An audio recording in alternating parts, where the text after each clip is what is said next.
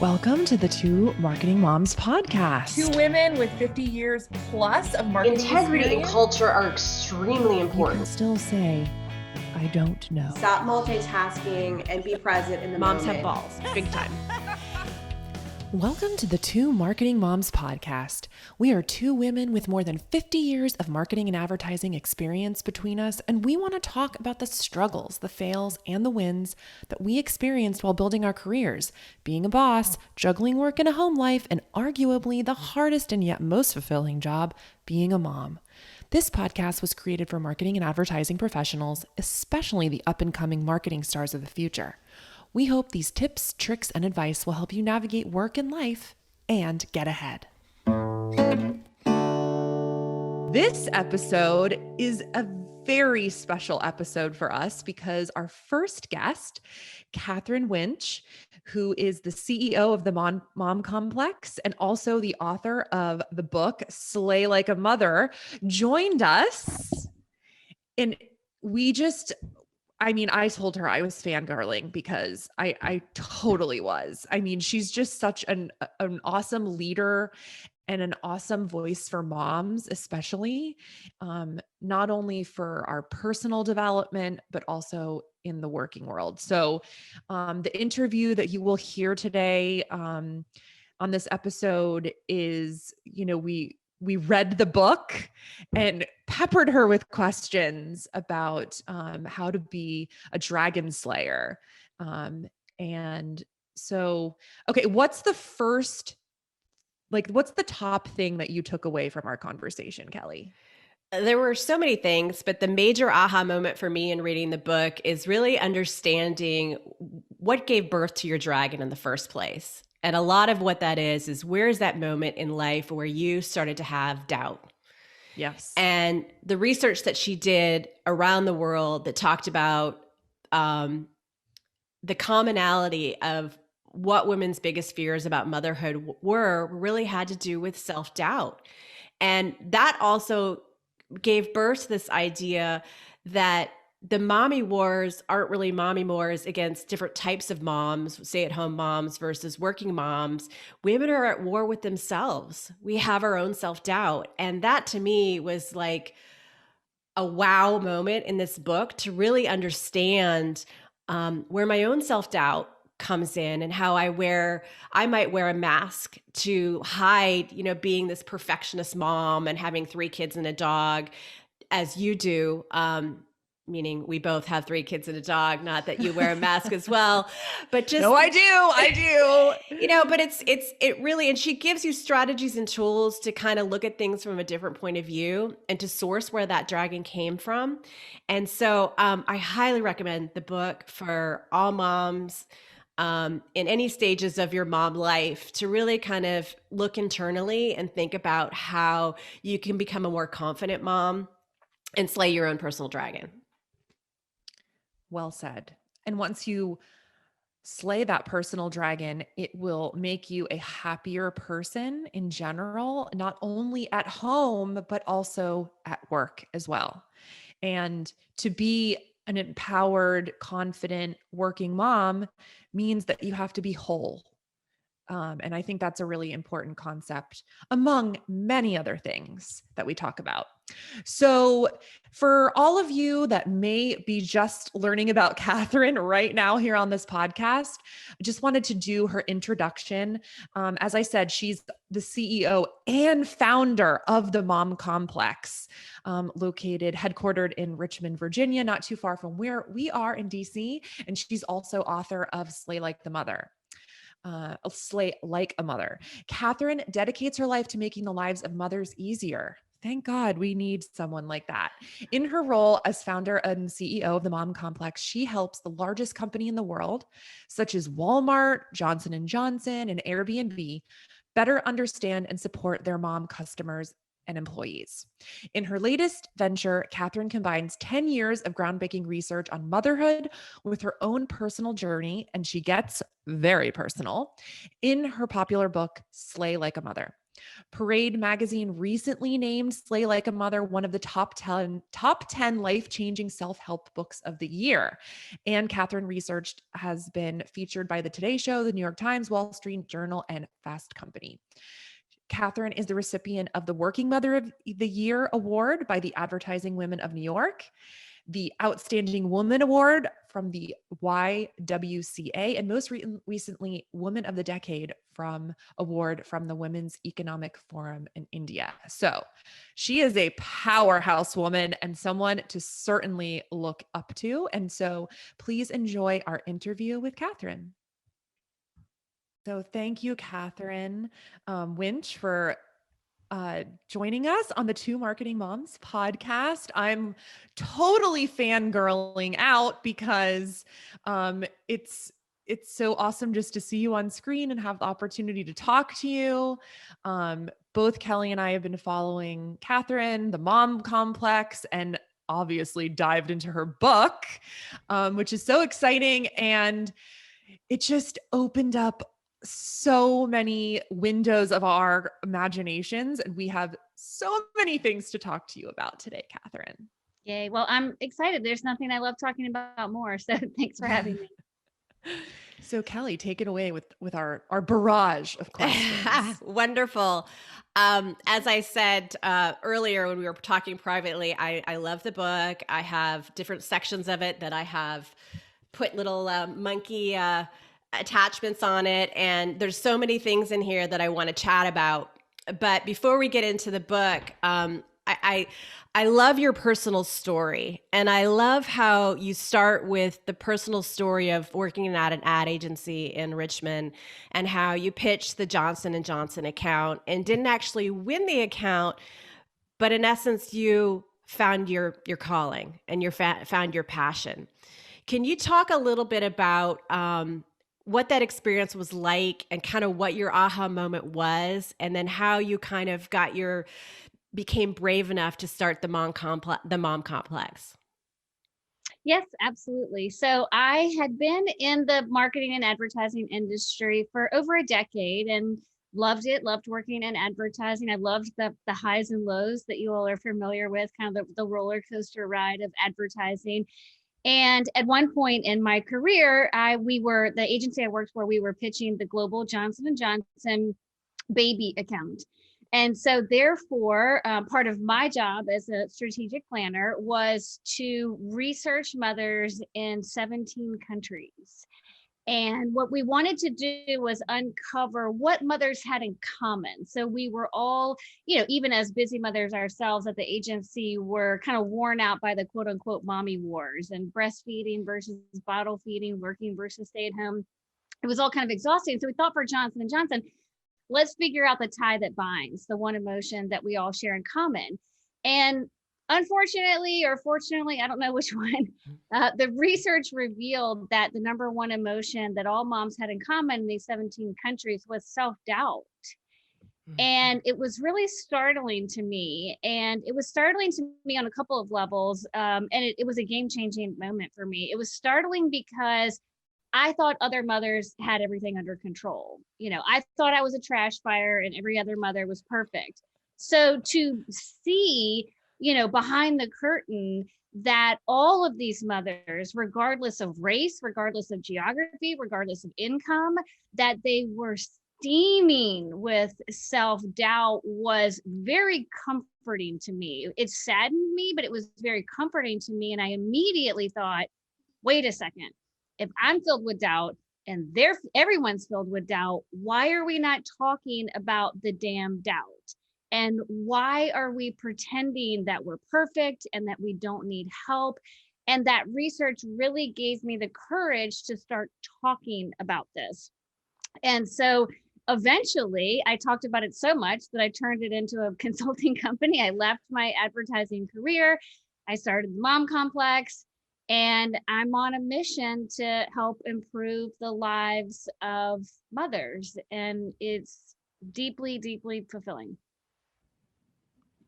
I love that. I remember when I was early in my mom life, there was another mom that said to me, those moms who are barely hanging on and she was making fun of those moms. And I kept thinking, well, I think I'm one of those moms. Right. Is she You're like, you're talking looking at about me? Yeah. Yeah. And that self-doubt is always there. And I think it's nice to, I guess, hear it acknowledged and hear that all moms really struggle. And I don't think that we share that enough. I think we show the pretty pictures too much of the final photograph that you get at Christmas, not all the crying that it took to get you there.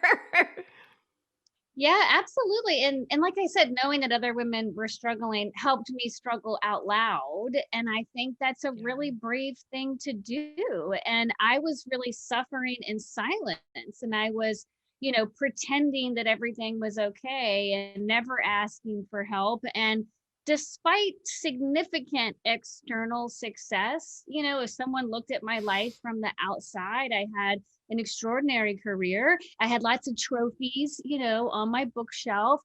I had a supportive husband, 2 beautiful children, but I was very empty on the inside. I was very hollow, and I never felt good enough. And so that research again sparked something in me and really inspired me to get help. And it sparked my own 2-year self-help journey where I spent a lot of time in therapy. I'm a huge fan of therapy. I think everyone should have a therapist.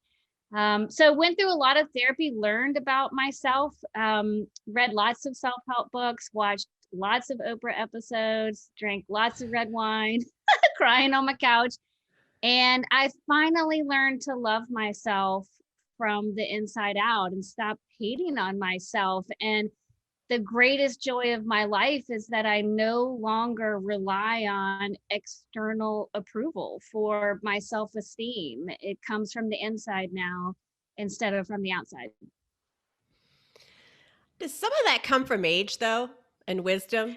Without a doubt. And I see that in my research with women and mothers all the time. I think the older we get, the less we care about what other people think about us. And, I love having women and mothers in my workshop that are in their 50s and 60s, and they're like, I don't give a shit. They just don't care. And from time to time, I do interview older mothers because I think they have great perspective that younger mothers, including myself when I was a younger mother, lack, And so I interviewed a mother, she was 85, is 85. Her name is Nancy. And I asked her, I said, Nancy, what would you tell younger mothers that are struggling and trying to do it all and they're exhausted, they don't know where to turn? And her advice was just put your head down, do the best you can, and don't care about what anybody else thinks. And when Nancy said that, I realized, oh my gosh, if any of us are lucky enough to live to 85 years old, we will say what Nancy said, right? Everybody who's 85 says that. And so let's not wait so long to get there. Can we get there at 45? Can we get there at 35? Can we help our daughters get there at 15? And so part of my work and my journey and what I tell mothers is I'm not trying to take you to a place that you're not already going. You are going to end up where Nancy is. And I just want to help you get there faster.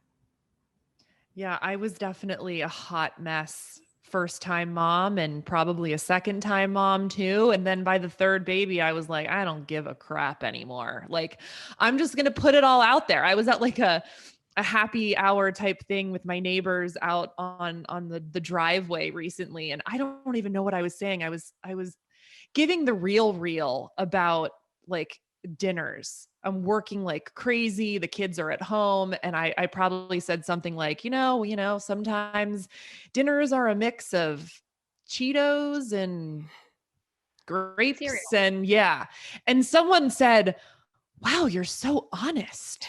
And I was like, it goes back to what you were saying. Like I became less of a prisoner of my own self when I decided to be outwardly honest, and it helped me find a community of other supportive people that are willing to talk about things. And, Kelly and I also find so much support from each other through this podcast talking about some of the topics we do. We purposely talked about last time about our failures because, Kelly was like, we gotta, as you would say, like slay that dragon. Let's put it out there. So anyways, so your book is called Slay Like a Mother. I just love it. And as like women in the creative world, I'm like dying to know like the evolution of the dragon concept. Like, were you asleep at night and it just came to you, or like, how did it happen? I love this question. And I will be very honest that I didn't come up with it. My literary agent did. And so here's what happened. So to sell a book, a nonfiction book to a major publisher, you actually sell it on a proposal. You don't write the book before you sell it. And so I had a proposal for a self-help book for mothers that was rejected for 4 years by 23 publishers. And I had an original agent, and it just wouldn't sell. Publishers didn't want it. And so then I eventually got a new literary agent, and he took me on. His name is Daniel. And he said, I think, Katherine, you should have a book. I think you have some interesting concepts in this proposal, but I can't sell this proposal. It's not sharp enough. It's not crisp enough, and it needs an edge to it. And, he said, you're not selling this book to moms themselves. You're selling it to like a hard-nosed New York editor that's seen 100 proposals for mom books. And so I was like, okay. And so we spent a lot of time talking about the different concepts. He loved the idea in the proposal about the difference between struggling and suffering. So he kind of glommed on to a couple of the different concepts in the book. And then his original metaphor was bomb makers. That like as mothers, we're just setting ourselves up for failure. And I was like, that's interesting, but it didn't, we kind of both stewed on it and it didn't really click. And then one day he texted me and he said, I think the book should be called Dragon Slayers. And his subtitle at the time before it sold was How to Tame the Self-Sabotaging Beast That Lurks Inside Today's Mothers. And I was like, yes. I mean, when I saw he texted me, I burst into tears, and it was so powerful. And the reason that it held a lot of power for me, I'm also a creative person, so I knew that it would have, a level of hook and creativity and narrative throughout the book that I didn't have before. But most importantly, it would make my journey and the journey of other women heroic. And so a lot of times when I would give speeches about my own story from broken to whole, it was a little weepy, like, oh, I was broken. And then I watched Oprah and I went to therapy and I learned to love myself. It was a little soft. And when he came up with the dragon theme, I thought, women will be proud to have this book. They will be proud to love themselves. Absolutely. And it just changed everything. And I'm head over heels in love with it. I love it so much. And you're right. It did. When I was reading your book, I felt like, wow, if I could conquer some of these things, I would absolutely be my own hero for myself. Yeah. It was a game changer. Yeah, I mean, that was one of the major aha moments for me in the book when you talk about the exercise that really helps you understand how you give birth to the dragon in the first place. Can you talk a little bit about that exercise that you do with women? And that's probably the one that hit me the most. Like, where does this all come from? So according to my research, 75% of the time, a woman's self-doubt is born during or before adolescence. So 75% of the time, our dragon of self-doubt comes to bear when we are a teenager or younger. And so what I want women and mothers to know is that it's not often birthed when you become a mother. It's very often that many of us have been struggling with self-doubt for years, if not decades. And then becoming a mother just gives you 150 new reasons every day to think that you suck. And so it just exacerbates the problem if you haven't already taken care of it. And so when I have workshops with women and mothers, I really ask them to think back to a time or a situation, and I ask them, who stole your joy? You know, who said something to you, did something to you, what situation occurred that there became a line in the sand and life became a little bit harder after that moment or that experience because you started doubting yourself more. And life is hard enough when we're dealing with the external chaos in our lives, but when we are also dealing with the internal chaos in our lives, that's what I mean about making life harder. So in my research, I have found that dragons can be born from horrific situations of abuse and neglect, sexual abuse, whatever, I mean, terrible situations, but it also can be born from very minor situations. Women who tell me, I was the youngest person in my grade school and I always felt dumb because I was younger than everyone else, or my boyfriend broke up with me, you know, in high school, or somebody called me fat. And sometimes for some women, they can be embarrassed to talk about this and admit this because it seems so minor, but it's not minor if that is what gave birth to your dragon. And so I don't spend a ton of time on it in the book, you know, because I don't want people to spend too much time in their past, but I think it's important to identify where it came from so that it can have less power over you in the future. That makes a lot of sense. I need to write that down because, I have two daughters, and thinking about, I need to reflect on who stole my joy and get back to that moment and make sure that I'm looking out for my girls. Yeah, it can make you mildly paranoid as a mother and a parent. I have a 13-year-old daughter and I'm constantly like, is this the day her dragon's gonna be born? But the final chapter of Slay Like a Mother is called Raising Dragon Slayers. And in what's important if you have a daughter is, or a son, it is to be able to have them and teach them to articulate their pain. Because what I know to be true from personal experience and research is that dragons of self-doubt thrive in silence and darkness and avoidance. That's where they are their strongest. And I grew up in a very loving household, but it was a household that honored and celebrated perfectionism at a very high level. And so I wasn't taught to talk about bad things or how to deal with difficult situations. And so we have to help our children give voice to their pain, and then it can't control their life. I love that. There's another part in the book where you talk about when you were on vacation and you met a marine biologist, and the marine biologist said, I believe that what you know you love and what you love you protect. And you had several points on your own path to freedom where you talked about what self-doubt boils down to. Can you talk a little bit about that? Yeah, I loved that moment, and I love that premise of what you know you love and what you love you protect. And I think as women, we have skipped the first step. We don't know ourselves. And we know what our children love, we know what our partners love, we know what our boss loves, but we don't know what we love, and we don't know what makes us happy and what, upsets us and drains us. So I'll share an exercise that I read in another self-help book called Finding Your Own North Star by Martha Beck.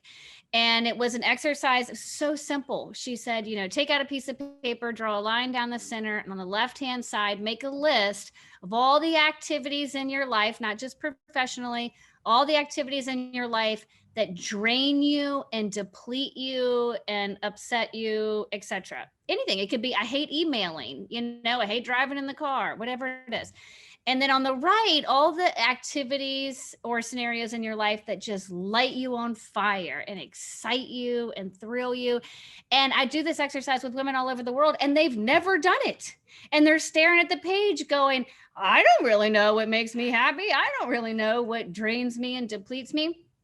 And so that was a life-changing exercise for me. And again, so was therapy. So the more that I learned about myself, for example, one of the reasons that I got out of advertising was because of that piece of paper, because a lot of the things that were on the left that were negative for me, not for everybody else, but for me, were long hours, late nights, a lot of pressure, being on retainer. So therefore the ability to say no was dramatically decreased. And what was on the right was like small projects and big impact. And so we have to do that exercise so that we can change our lives and fill it with more things on the right. And for anybody that's listening that thinks this is selfish and that, filling your life with more things that fill you up, I will tell you, my husband will tell you, my kids will tell you, my team will tell you that I am a better wife, sister, daughter, friend, employee, boss, etc., because I took this time to learn about myself. So it's not selfish. And the more you have inside, the more you can give away. So I invite anybody to start with that exercise. I did complete the exercise, and it definitely took some time. And I'm going on vacation with our family for spring break, and I'm going to start doing some of those things on that list. So I'm excited to focus on that. So that's important. The third aha moment that I had from the book was the line that blew me away about the mommy wars. It said, mothers are not at war with other mothers, they're at war with themselves. And this is so true. And how did that become an aha moment for you? That insight came to me during that original J&J research. And so one of the activities that we had these mothers do all around the world was we asked them to write a letter to their pre-mom self. So what would you tell yourself if you could go back in time before you had children? Or no, I know what it was. It was the night before you gave birth to your first child. Write a letter to yourself was the prompt.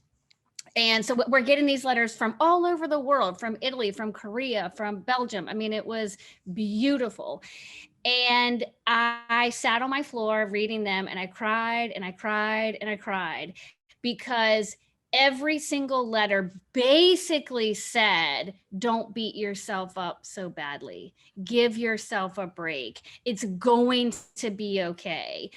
Don't yell at yourself so much, which then said that these women who were 10 years into motherhood had basically been at war with themselves. I could tell from what they said. And it was freeing, as I said earlier, but it was also upsetting that the media has gotten this so wrong, that they pit us against one another, that we hate each other. Heaven forbid somebody breastfeeds versus bottle feeds, tiger moms, attachment moms. It's disgusting. When the real war, if people bothered to ask, if they bothered to, go deeper and ask the hard questions, we would see that we are at war with ourselves. And I tell you what, as soon as you end that war, and I'm living proof, you don't care what other mothers do. I could care less how other women feed their children. It is meaningless to me. But when you don't feel good enough on the inside, you have to attack people or think less of them on the outside as a way to salvage, your own self-esteem. So I love that premise. And I gave a TEDx talk, about that premise in and of itself. But I really wish it would get more, not my talk, but the concept would get more attention, because that's where the work is. And that's where your self-doubt concept came from, obviously, from the research. Right. Yeah. So another thing that you found from your research was that and I quote, every last mom confessed to putting up a facade and acting as if she had everything under control. So on our podcast, we do talk a lot about, moms in the workplace. So I was wondering, is that a theme that you still see in your research today? And how can we use that to support the findings from that to support moms at work? I absolutely still see this phenomenon, to this day. And, I want to keep making a dent in it, but there's a lot of work, Yeah. To be done. And what I see is women wearing a mask. And in the book, I talk about the difference between putting on makeup, like making yourself look a little bit better versus wearing a mask and hiding. And a lot of this occurs in the workplace. Yep. So, everything's fine, especially now we're living through a global pandemic. We have kids, running around trying to climb on our laps while we're on a conference call. But yet here we are like, oh, it's okay. Everything's fine. And I always say people who don't ask for help don't get help. And so it's really important to recognize that you need help and to ask for it. And for anybody listening, if you're curious if you're wearing a mask, I have a really quick litmus test for that. So you know that you're wearing a mask if you answer questions twice, once in your head and once out loud. So for example, Julia, you mentioned earlier about dinner time. So if somebody came to you and said, how's dinner time in your house? And if in your mind you said, oh my God, we eat Cheetos mixed with cereal and, it's, whatever. But out loud you say, oh, I love nothing more than feeding my beautiful children broccoli 3 meals a day. And that is a lie. Yeah. And so that's the test. If you answer questions twice, and you have to get to the point that you don't do that how you truly feel is what you say out loud. And the remarkable thing about wearing a mask is, whether it's at work or at home, is that other people might not know that you're wearing a mask. That's the point, right? Yep. But that you're wearing a mask. And every time you lie and say everything's fine when it's not, you are saying to your soul that what someone else thinks of you is more important than the truth. It's more important than your truth. And so if we want to support women in the workforce, we have to have these honest conversations. Yeah. Becky, are you wearing a mask? Anything you're posturing? Anything going on in your life at home that you want to talk about that's affecting you? We have to ask the hard questions to get behind that mask. So sorry, go ahead, Kelly. I was just going to say, so what advice would you give to working moms? I would say for working mothers, stop assuming that other people aren't struggling. Yes. I think that's the first problem, is that we think we're, horrible and we're pathetic. Everybody else is perfect, but everyone is struggling, especially now. And if you can just start from that place, I bet Allison is struggling. I bet Susie is struggling. And one thing that you can do if you are struggling is prompt that conversation with another mother. Say to one of your girlfriends, to one of your colleagues, to a mentor, what are you struggling with right now? And when you hear what they're struggling with, then you're going to say, oh my gosh, listen to what I'm struggling with. And it seems like such a minor thing, but you have to get these truths from outside of the inside of you. If they're secretive, they're going to rot your soul. But if you can say it out loud, it releases the power that those struggles have over you. I think that's so great. Okay, a last question for you is, this is something that Kelly and I talked about on a podcast, is how does being a mom make you better in business? I do not take shit from other people anymore. And the reason I don't is because I leave my children, 5 days a week to go to work. And so it's my expectation that the clients that I work with are respectful, they are kind, they pay us on time. And I no longer put up with, really late hours or this jerking around of like, we had this big campaign, then my boss didn't like it. And so I sold you guys down to the river, around the river, and now we have to start over. And I just refuse to play that role anymore, which is why consulting is so wonderful for me. And again, my piece of paper of what drains me and what fills my cup. And so I think that's really important, because I don't leave my children at home to be treated poorly or to be jerked around. And so that's a big thing. And so if that means not working with the client anymore, if that means turning business down, I would rather be happy and whole than drained and depleted and stepped on, because everyone that works for the mom complex is smart and driven and dedicated. And we believe that we should be treated, that way.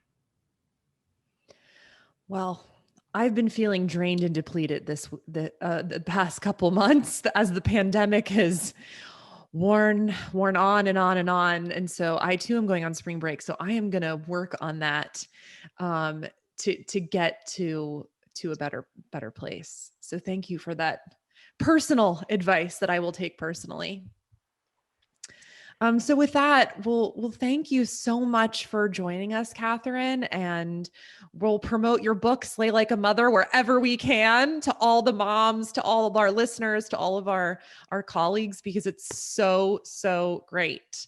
And also we'll give you we'll in the show notes, we'll add your Instagram. You had like a quote that you posted just a few days ago, and I was like, oh yes, I needed that tonight. So thank you for joining us. Thank you so much. We really appreciate it. A lot to work on for us. So you gave us a big to-do list. Yeah. Yep. And, that's one more quick thing is don't expect it to change overnight. Give yourself some grace. This is a long journey. You have a lot to learn, and that's perfectly okay. So just keep slaying. Thanks, Awesome. Katherine. Thanks, Katherine. We hope you enjoyed this episode. If you liked what you heard, please leave us a podcast review or send us a message at twomarketingmoms.com and subscribe